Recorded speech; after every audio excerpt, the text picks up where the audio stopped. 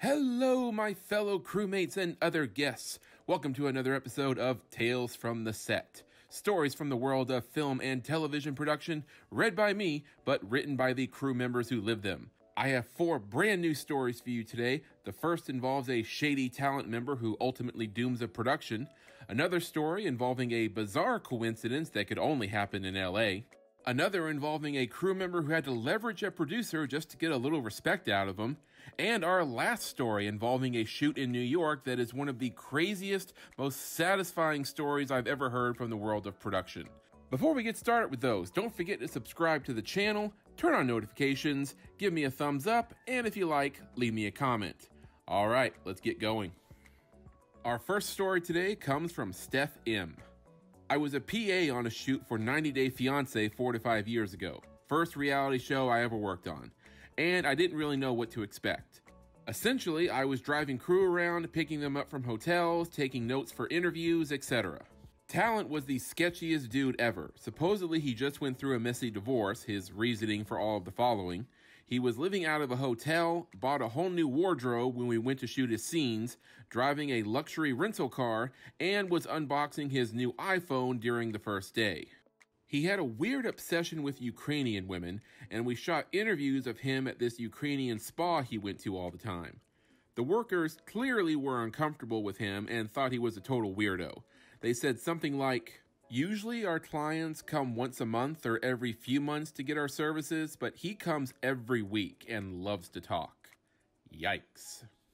So he's talking to 2 Ukrainian women via email. One of them refuses to video chat with him or talk on the phone, and the other girl is clearly using a video of a Ukrainian cam girl and claims her mic doesn't work. We finish those, drive to the boonies in the Midwest for the telling his family reveal. He's clearly on something. He's talking so fast, in circles, and not making much sense. I'm driving the camera van following him, and he's going 80 miles per hour in these back winding roads where I saw multiple deer, and I'm getting screamed at by the producer not to lose him. I'm sitting there panicking that I'm going to hit a deer or crash the van and seriously injure people. We got so lucky nothing bad happened. The family definitely knew what was going on when we showed up, and his dad was a racist, sexist weirdo. We didn't have one usable interview by him because of how disgusting everything he said was. We wrap, and some of the crew flies to Ukraine to shoot him meeting his girls. Apparently the crew gets there and the guy stops responding. He eventually responds and admits he's getting catfished and that he's flying to Thailand to find a new wife. Safe to say that episode never aired. What a whirlwind. Of course, I know that the PA and other crew still got paid for that job, but what a waste of money for production. I actually have a bit of a personal connection to this show, so here's one of my patented personal bonus stories. I went to high school with one of the subjects on 90 Day Fiancé, but we weren't that close back then. So imagine my surprise when the production calls me up and says that the subject gave them my information and they want me to shoot a scene for the show with him. Keep in mind I had never worked for 90 Day Fiancé at this point.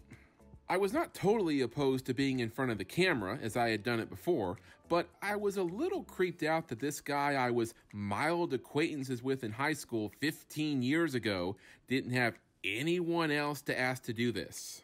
I was also pretty strapped for cash back then. I was driving for Lyft in my spare time when production jobs were scarce. So I asked them how much would doing this pay. They said they don't pay people to appear on the show who aren't the subjects. So I told them, well, why would I spend all day shooting this scene with you guys for nothing when I could be out there in my car making money? They said they would get back to me. The production was so shady about the whole thing, it creeped me out to the point that by the time they came back and offered me $200 for the shoot, I told them I was out. The moral to this story is, know your worth. And if a situation doesn't feel right, have the sense to back out. Our next story comes from Ilya F. I had been in LA a few months and landed a gig working on a blind date dating show. The couple wasn't really clicking, so the producer suggested getting a drink at Jumbo's Clown Room. While there, it was suggested that the female dater get up and perform a striptease, which seems strange that she was willing to do it. The occupation listed on her profile was jewelry designer. Turns out jewelry was actually her side hustle and she made her living stripping. Really felt like a setup, but it was real. Then she told her date, "Well, dude, I did it. it's your turn. So the guy got up there and completely outclasses her with some serious Magic Mike moves. His occupation listed on his profile was handyman. Turns out that was also a lie. His actual occupation was exotic dancer. Producers had no idea, and the whole crew was gobsmacked. No one saw this coming. Welcome to LA. Okay, as someone who lived in LA for several years, I have no trouble believing this story. LA is full of people just trying to make it any way they can, with whatever hustle works for them. Good on both of them. This short story comes from Jack P. I was a driver for a Japanese shoot in Oban, Scotland, and only the translator and talent spoke English. The talent came up to me and we were chatting. Next thing I know, the producer comes running up screaming in Japanese and I have no idea what's going on. The talent and producer get in a full heated argument and walk away. I turn to the translator for an explanation. Apparently, the producer was calling me everything under the sun because I was talking to the talent, and in Japanese TV, you don't do that unless you are the producer or the director. The talent came and apologized for the producer, and I said I'm fine with it if you are, but if he does it again, I'm leaving with the van, anything in it, and anyone who wants to lift back to Glasgow. Except him. After that, the producer was the nicest man in the world, so I'm not sure what the translation was. Producers can get so uptight about the most random things, but I'm glad that the talent backed the driver up in this story. It's a shame how you have to blackmail some people just to get a little common decency out of them. And our last story comes from GLM. So we are filming New York News, this short-lived TV series with Mary Tyler Moore set in New York. We are shooting at the bar at the Plaza Hotel, then a walk and talk in Madison Park outside, then inside the GM building a block away. All our trucks, Grip, Electric, Honeywagon, etc., are parked nice and tight on Fifth Avenue in a line and no one needs to move all day. We move from the bar to do the exterior and a cop from the local precinct pulls up. I'm the locations manager on site and I cordially say hello and boom, this sergeant lays into me. What the F do you think you're doing here parked in a no parking zone? We were totally permitted to be exactly where we were. I tell him we are shooting a TV show. I'm being polite as a mayor's office film permit supersedes local precinct cops. He takes the permit, doesn't even look at it, rips it up and says, "You have 15 minutes to move everything off the road or I'm coming back with tow trucks." He leaves and I go visit our Teamster captains and we walk around double checking all is in order with stuff parked where it should be, and it is. So we figure all is good and the guy is bluffing. Meanwhile, we are setting up the exterior walk and talk and running cable for power to the camera truck generator. All is up, we start shooting, and I see 4 cop cars and 4 to 5 heavy-duty tow trucks pull up.